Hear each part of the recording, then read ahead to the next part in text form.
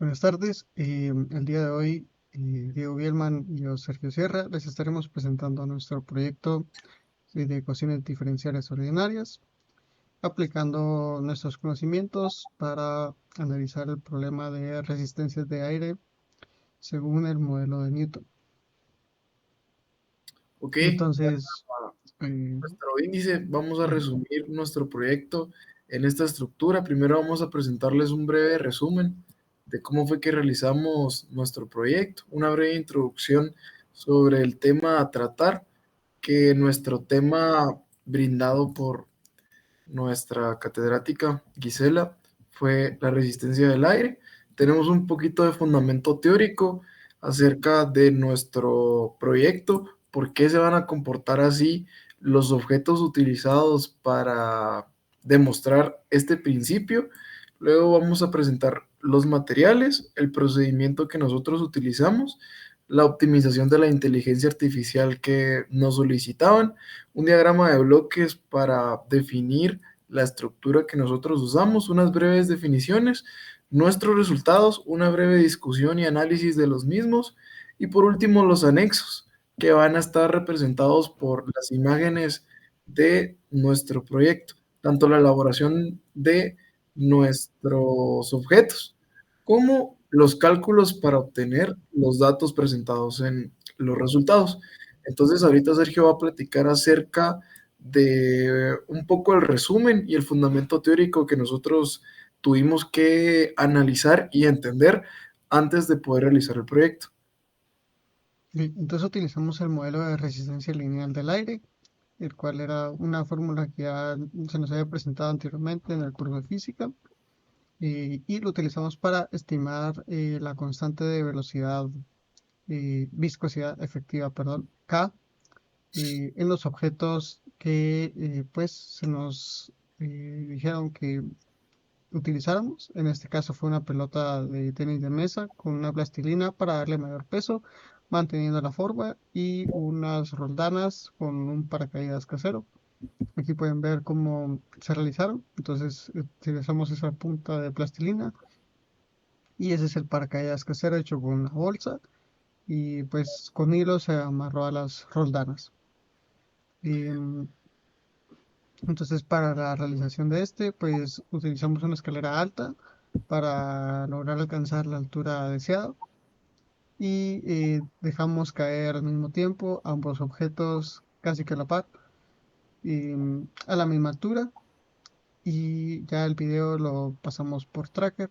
Entonces, ¿para qué es que vamos a hacer esto? Pues básicamente queremos analizar eh, cómo se comportan estos dos objetos con el aire, en este caso, que sería la resistencia eh, ejercida por el aire al caer. em, con esto determinamos también las velocidades, y en base a las velocidades vamos a hacer comparaciones para ver cómo varía esa constante en un objeto a otro. Muy bien. Para el procedimiento del tracker, aquí tenemos, si pueden observar, cómo fue que obtuvimos tanto el registro de la pelota con el paracaídas. Tal vez por el zoom no se puede apreciar un poco. De igual manera, en el proyecto vamos a juntar el video tomado de manera inicial y el archivo del tracker por si quisieran ver los resultados de manera más precisa. Pero brevemente voy a mostrar cómo se hizo el registro del traqueo. Ahí se ven cómo ambos objetos van cayendo.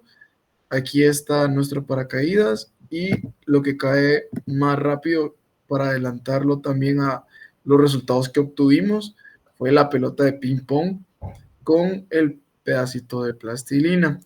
Luego aquí tenemos todos estos datos que pueden observar dependiendo de qué quisiéramos obtener, tanto el paracaídas casero como la pelota de ping pong.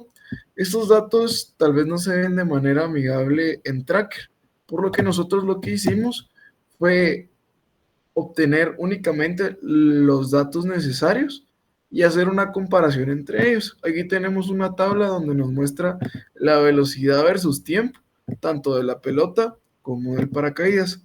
Entonces, esta fue la tabla que nosotros obtuvimos y por la cual nos tuvimos que basar para poder hacer los cálculos para generar la constante. Muy bien, como primer parámetro vemos una velocidad inicial establecida por parte del tracker, tanto del paracaídas como de la pelota.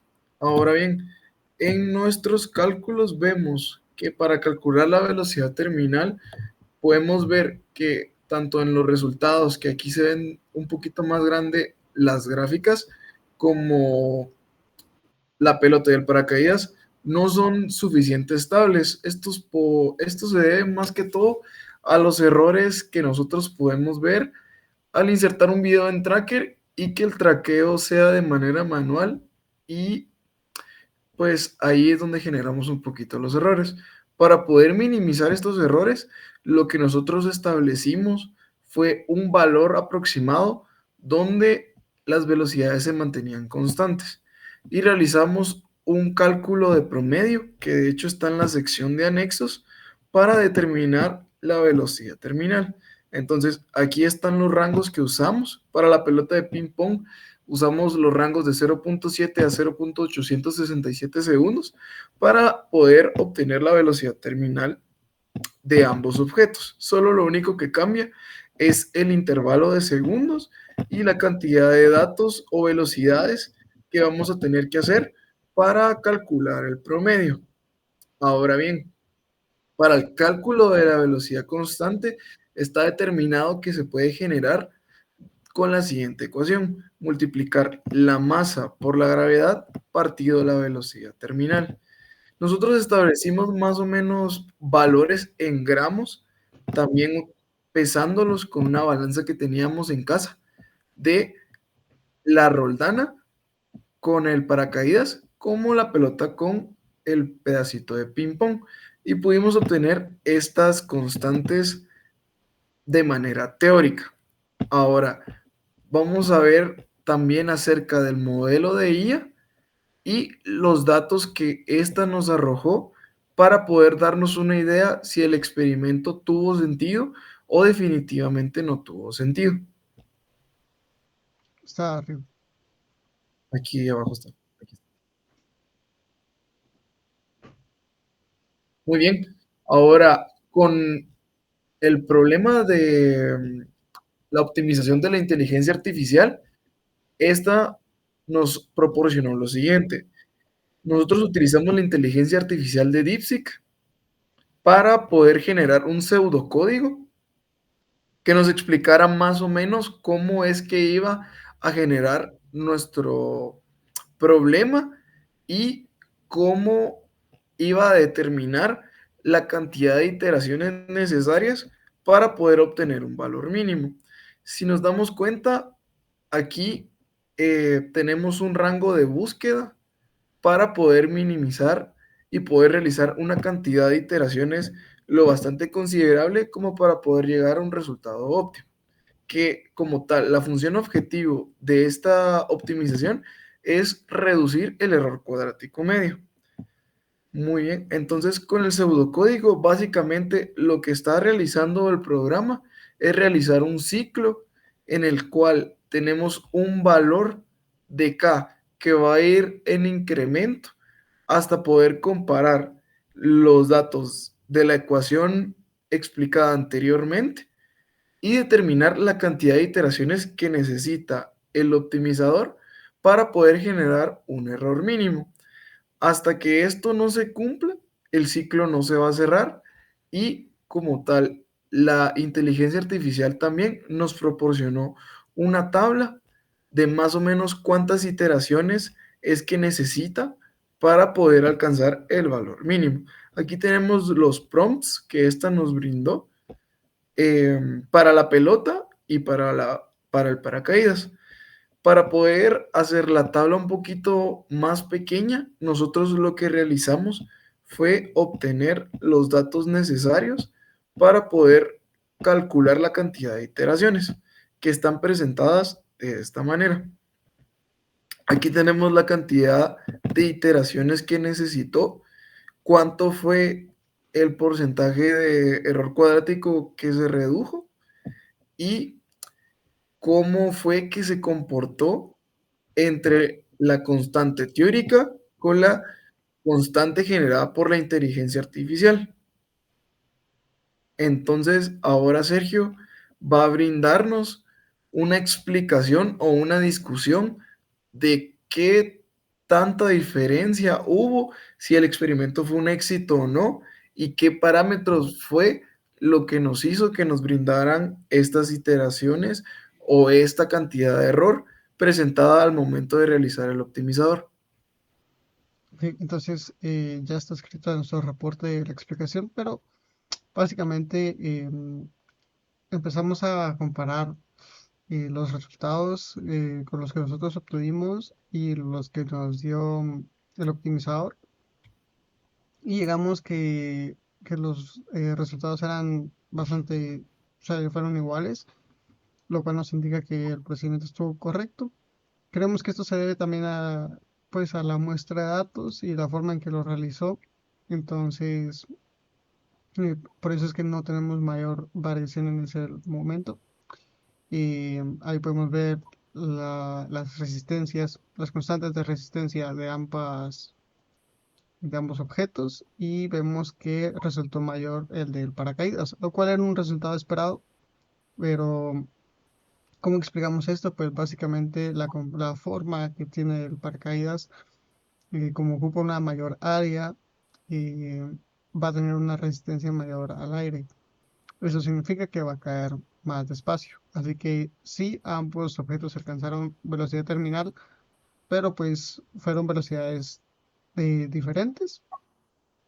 Em, y lo que también creemos nosotros es que si bien la altura fue suficiente, creemos que con una mayor altura y tal vez en un ambiente un poco más controlado, podemos obtener mejores resultados. Eh, Aún así, nuestros resultados se acercan bastante bien y lo hicimos en un lugar cerrado con un poco de corrientes de aire, pero creemos que no afectó tanto las turbulencias del aire a nuestros resultados. Ahora, el comportamiento es muy diferente entre los dos, como ya mencionamos. Y vemos que obtuvimos una regresión lineal de, del 95% aproximadamente con la pelota, lo cual es bastante como eh, bueno en nuestro caso y tiene sentido que el comportamiento de la pelota se acerque lo más a un comportamiento exponencial brindado por la EDO. Esto se debe porque al no verse tan afectado por el aire, mantiene su trayectoria y no hay mayor variación. Mientras que con el paracaídas vemos que la gráfica es mucho más turbulenta y pues esto se debe a que el aire lo va moviendo también entre el eje X y, y pues puede ir un poco más rápido o lento en pequeños momentos de la caída. Y concluimos con que la constante de la resistencia del paracaídas es aproximadamente 4.7 veces la de la pelota. Así que el paracaídas es más efectivo para frenar la caída, pero pues a la vez es menos predecible y más difícil de modelar con esta ecuación. Ujú. Muy bien, eso sería básicamente nuestro proyecto, los resultados que nosotros obtuvimos. Consideramos que el modelo para medir el comportamiento de dos objetos con la resistencia del aire fue bastante adecuado, más que todo con la pelota de ping pong, por la explicación que nos brindó Sergio acerca de que este tiene un comportamiento más cercano a los fundamentos teóricos de la resistencia del aire.